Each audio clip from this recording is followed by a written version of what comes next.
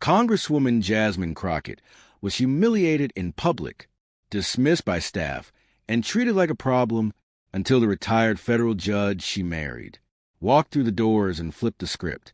Jasmine Crockett didn't have the luxury of slowing down. Not that day. She'd been running on fumes for 3 weeks straight. Committee meetings in Sacramento, a policy roundtable in San Antonio, and a last-minute town hall in Tulsa. Her carry-on had barely been unpacked between stops. But today wasn't about politics. Today was personal. She arrived at Dallas Love Field just past 6:30 in the morning. Her cousin Devin had passed. He was only 42, liver failure. She'd grown up with him like a brother. Skipping the funeral wasn't an option, no matter how tired she felt, or how little sleep she'd gotten. Wearing a simple black dress under her blazer, Jasmine moved with quiet urgency through the terminal. She clutched a coffee in one hand, phone in the other, scanning emails from her assistant, while walking toward the Southwest check-in desk. Her flight to Jackson, Mississippi, was scheduled to board at 7:10. The first sign of trouble was the look, not the kind that lasts long, just a flicker. The young man behind the counter glanced up from his screen, then back down, then smirked slightly. Jasmine knew that look. She'd been dealing with it her entire career. She handed over her boarding confirmation and ID. "I am on flight 2376 to Jackson. I'd like to check my carry-on." The agent tapped a few keys, then frowned. You're not in the system." Jasmine stayed calm. "That can't be right. I checked in an hour ago here." She handed over a phone. "Boarding pass is right here." He glanced at the screen, then back at her. "Well, there's been a change. Your seat's been reassigned. You'll have to wait." "Reassigned to what?" He didn't answer right away. Instead, he leaned back in his chair and waved toward someone else behind the desk. "Hey, can you come take a look at this?" Jasmine glanced at the clock. 6:43. Her heart started to tap faster in her chest, but her voice stayed level. "Can you just tell me what the issue is? I have a funeral to attend." The second employee arrived, barely sparing her a glance. "She's flagged for random review," she said flatly. "We're going to need to recheck your credentials." Jasmine blinked. "Excuse me?" "It's routine." "No, it's not. I've taken this route 4 times this year. This has never happened." The first agent stood. "Ma'am, if you don't calm down, I'm going to have to ask you to step aside." Jasmine raised her eyebrows. "Calm down? I'm asking a question." "That's enough. Please stand over there." Passengers behind her had started to pay attention. Phones were in hand. Someone whispered, "That's Congresswoman Crockett." But that didn't seem to matter here. Jasmine stepped aside, jaw locked. She pulled out her government ID. "I'm not hiding anything. I'm on official travel." They barely looked at the... "Please don't make this more difficult than it has to be." She slowly held out her boarding pass and ID again. "I've already checked in. This is an official government trip. That's a real badge. There's no issue here except the one you're creating." The officer didn't look at the ID. He didn't even ask a follow-up. "Ma'am, please," he repeated. "We're not asking." There was the quiet threat. Jasmine glanced over at the gate screen. Flight 2376 was still on time. Boarding started in 10 minutes. She thought about her mother waiting in Jackson, already texting her where to sit. She thought about Devin's little girl, who had asked if Annie Jazz would say something at the service. She closed her eyes for a second, inhaled, then walked with the officers. They led her away from the crowd, through a side door near the edge of the gate terminal. The hallway was quiet. Fluorescent lights flickered faintly overhead. A third agent met them halfway and said something in hushed tones that Jasmine couldn't hear. The officers nodded and turned to her again. "We'll need to do a full pat-down," one of them said. "Also, your bag will be screened." "No warrant, no probable cause, no explanation," she said softly. "You're walking a line you're not trained to cross." One of them replied, "You can file a complaint later." Jasmine didn't speak after that. She stood with her arms out, letting them pat her down with cold efficiency. Her bag was opened, her toiletries pulled out, her files shuffled. No one explained anything. 10 minutes passed. Then 15. She finally broke the silence. Can someone please explain the reassignment, why I was pulled? One of the agents finally glanced up.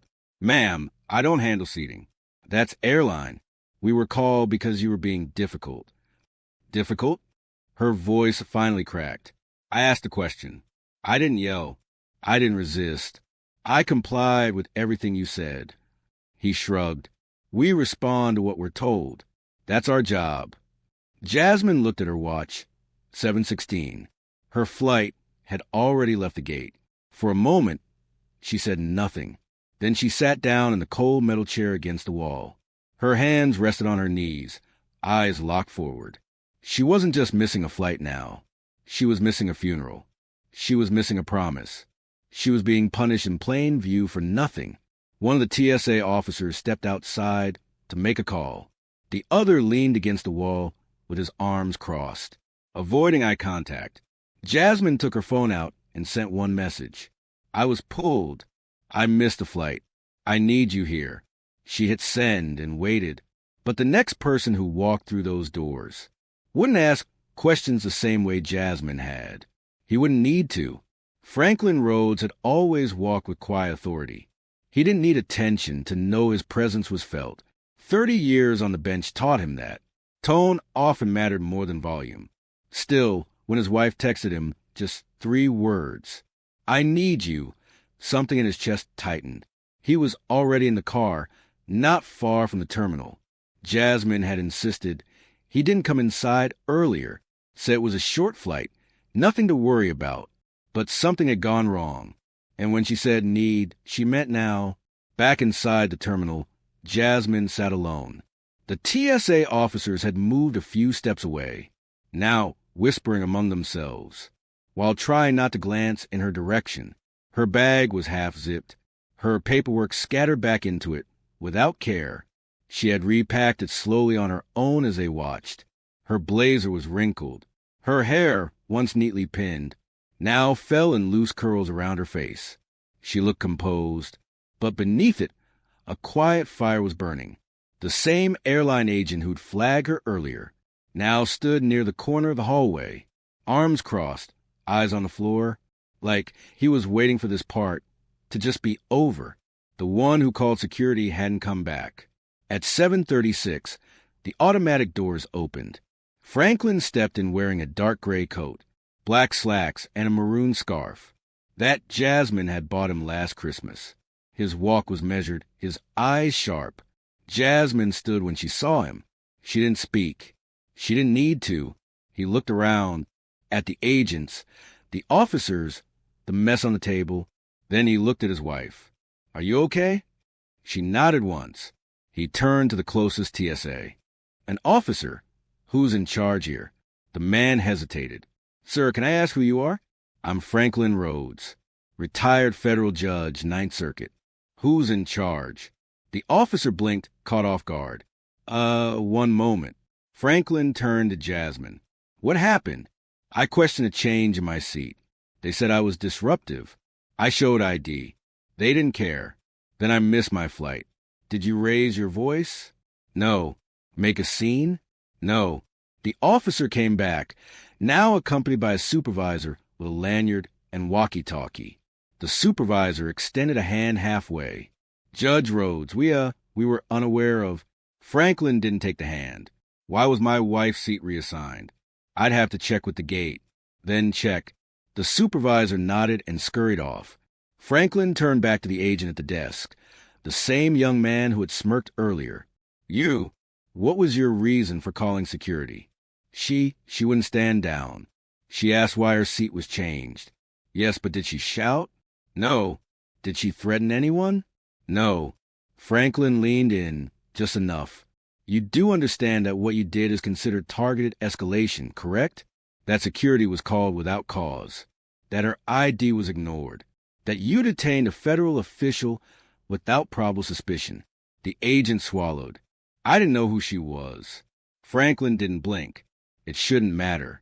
There was a silence so thick it hummed. One of the passengers who had been watching earlier walked by the hallway, saw what was happening, and pulled out her phone again. Word was spreading. Another agent walked in, the one who had missed everything earlier. He saw Franklin, the badge, the stare from Jasmine. He whispered something to the supervisor. Then the apologies began. "Ma'am, we deeply regret the—" "No," Franklin interrupted. "She doesn't need an apology. She needed dignity 20 minutes ago." The supervisor looked flustered. "We like to offer rebooking. First-class seat. Next flight." Jasmine shook her head. "He's not trying to get me a better seat. He's trying to get you to realize you don't get to treat people like that. Not me. Not anyone." But by then, the moment they should care about it already passed. Franklin didn't raise his voice. He never had to. His tone was clipped but calm, the kind of calm that filled a room with tension. You could almost see it settle over the space like dust. Quiet, but impossible to ignore. The gate manager arrived moments later, out of breath, carrying a clipboard and a look that said he was already in damage control mode. His eyes darted between the TSA officers, the airline staff, and a couple standing side by side like a wall that wasn't about to budge. Judge Rhodes, Congresswoman Crockett. Save it," Franklin said. "We're not interested in your introductions. I want a name." The manager blinked. "Excuse me?" "The name of the person who made the call to security. The one who decided my wife was a problem for asking about her boarding pass." The manager hesitated. "That's a personnel matter." Franklin stepped forward, just enough to close the space. "So is discrimination." His voice didn't need to climb. The manager looked at Jasmine, then back to Franklin. He shifted his weight. "I understand this is a serious concern. We're reviewing." "No, you're not." Franklin cut in again. "You're scrambling." The TSA officers were now standing in the background, silent. The young agent who dismissed Jasmine earlier had vanished, likely hiding somewhere down the terminal, avoiding whatever this was about to turn into. Jasmine didn't say a word. She stood there, arms crossed loosely in front of her. Her silence was deliberate. Now she was watching how it all played out, and she wasn't going to help them soften the blow. Franklin continued. "You allowed your staff to escalate a non-confrontation into a security incident. You ignored federal credentials. You detained a sitting congresswoman, obstructing her travel without a single legal basis. All because someone didn't like being questioned." The gate manager swallowed hard. I'll speak with my regional supervisor. You'll do more than that. I promise." Jasmine finally spoke. Quiet, sharp. "Don't launch it, because he's here. You should have launched at the moment I was pulled." The room stayed still for a beat. You could hear the intercom overhead, calling boarding for another flight. Some other gate, some other crowd. But right here, things had stopped. Franklin looked down at his watch. "You've cost her a funeral. That can't be fixed. But you will issue a public apology not just to her, but to everyone you've done this to and didn't think twice about." The gate manager opened his mouth, but thought better of it. Jasmine looked him in the eye. "And no, you don't get to reframe this. Don't spin it like there was confusion. This was judgment, plain and loud." More passengers had gathered near the area now. A man with a baseball cap stood watching from the edge. A middle-aged woman whispered to her husband and pointed toward the couple. Another person, younger, maybe early 20s, sat on the floor near a charging station and typed fast on their phone. The story was already leaving the terminal. Jasmine adjusted the strap on her shoulder and turned to Franklin. "Let's go." "You sure?" "Yeah," she said. There's nothing left here for them to explain. They walked toward the exit without looking back. No security escort. No hasty employees following them with nervous smiles. No free vouchers. No first-class upgrade. Just silence. And behind them, a wave of regret none of those people had expected to feel that morning. But what came after they walked out would be bigger than anything inside those walls. By the time Jasmine and Franklin reached the parking lot, her phone had already begun buzzing with missed calls and unread messages. She ignored them all. Her fingers curled around the handle of her suitcase, but she wasn't walking toward the car just yet. She needed air, not just oxygen. Space. Space to cool the fire crawling up her chest.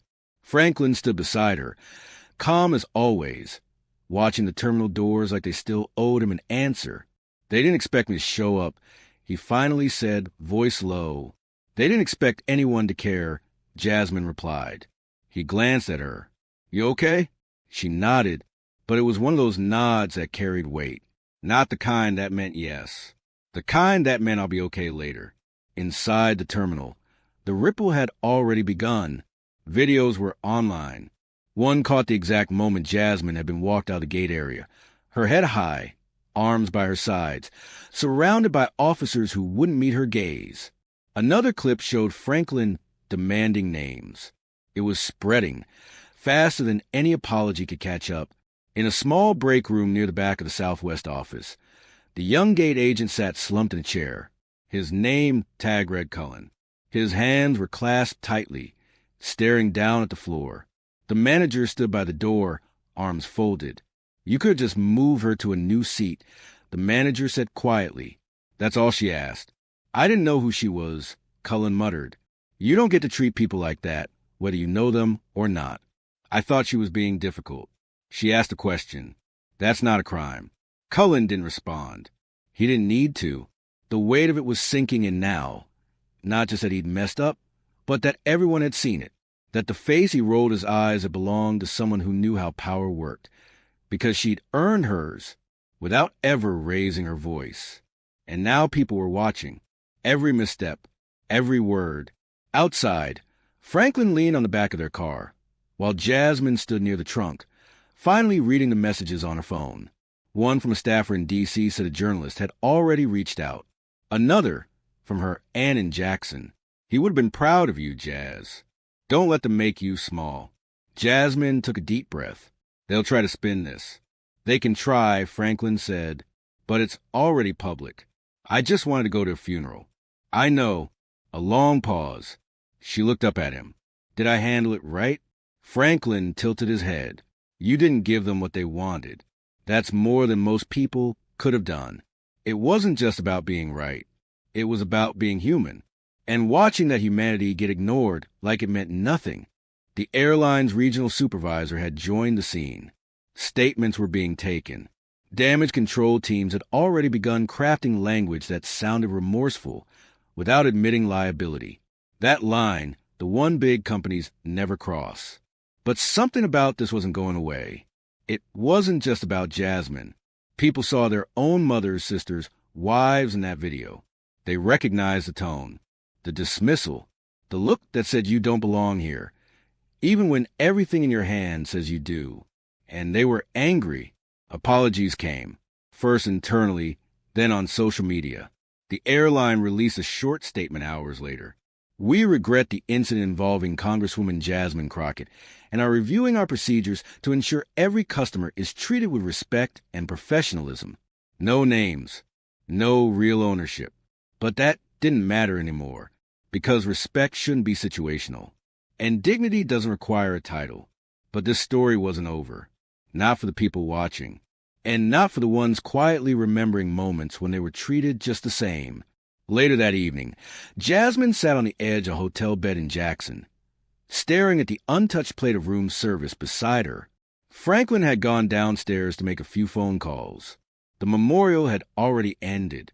Her family sent her pictures. They tried not to sound disappointed, but Jasmine could hear it anyway, in the gaps between words, in the silence after we missed you. She scrolled through the news on her phone. Headlines everywhere. Congresswoman Crockett, removed from flight after dispute at gate. TSA and airline under fire after detaining federal official without cause. Passengers' footage sparks public outrage. Jasmine didn't want to read them. She lived it. She didn't need someone else's version.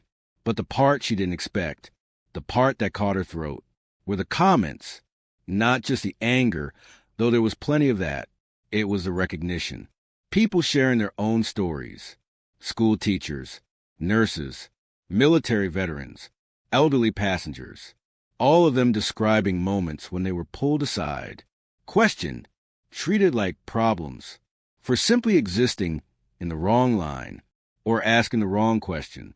A woman from Arizona wrote, "I didn't have a title, so they talked to me like I was nothing. I didn't fight back. I just cried in the bathroom." A man from Oakland posted, "The way they handled her is the way they handled my father. He missed his heart surgery." No one apologized. It went on and on. Jasmine felt something catch in her chest. This wasn't just about what had happened at Gate 22B. It was about something older, something far more common.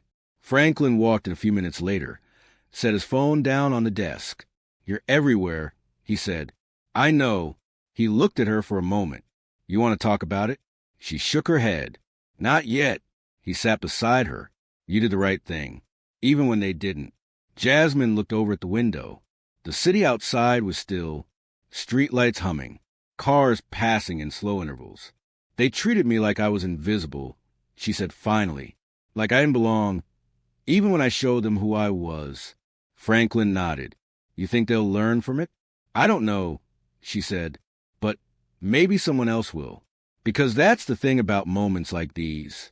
They stick, not always for the people who cause them, but for the people who live through them, and for the people watching, remembering, realizing, this has happened to me too.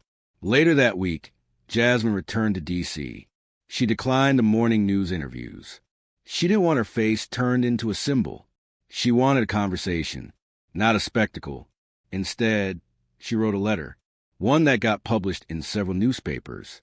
In it, she wrote, "This isn't just about one gate or one airline. It's about how quickly some people in power forget the basic rules of human decency, about how easily someone's voice can be dismissed when it doesn't come wrapped in privilege or pedigree. And it's about how dignity is not something that should be given based on recognition. It should be automatic every single time." That line was quoted more than any other. The airline eventually issued a longer apology, one that named her directly. But by then the public had already written their own version of the story, one where Jasmine Crockett wasn't just a congresswoman. She was a stand-in for every person who's been overlooked, silenced, or pushed to the side, like their voice didn't carry weight. And she didn't yell. She didn't threaten. She stood still and let the world see what it really looks like when someone who deserves better is treated like they don't matter. But the final message wasn't hers alone. It belonged to everyone who'd been quietly waiting for someone to speak up when no one else did. A week later, Jasmine Crockett sat alone on a bench outside Union Station in Washington, D.C. She had just finished a meeting with a group of young interns working on civil rights policy. They didn't ask her about committees or legislation. They asked about the airport. One of them, a 19-year-old from Kansas named Talia, said quietly, "I saw the video. I've been treated like that before. I didn't know what to say when it happened. You didn't say much either, but you made it loud." That stayed with Jasmine, because sometimes a moment doesn't call for noise. It calls for stillness, a kind of stillness that forces the world to look at what it's doing. She thought back to the look on that gate agent's face when Franklin asked for his name, the silence that followed, the realization that he hadn't just disrespected a passenger. He had exposed himself, not to a title, but to a truth he probably wasn't ready to see. She remembered what Franklin told her the night they got back to their home in Fort Worth. Most people think power comes with a badge or a desk, but real power is when you know who you are, and no one can take that away, even if they try. That had been the lesson all along, not just for the airline, for everyone watching. Because the truth is, this wasn't an isolated story. This was just the one that got caught on camera, the one that featured someone with a title, a platform, a voice too loud to ignore. But what about the ones who aren't in Congress? What about the woman trying to get to her daughter's graduation? The man flying across the country for a job interview? The grandmother going home to bury her brother? What happens when they get dismissed? Franklin was right. It should never take a title for someone to be treated with basic human decency.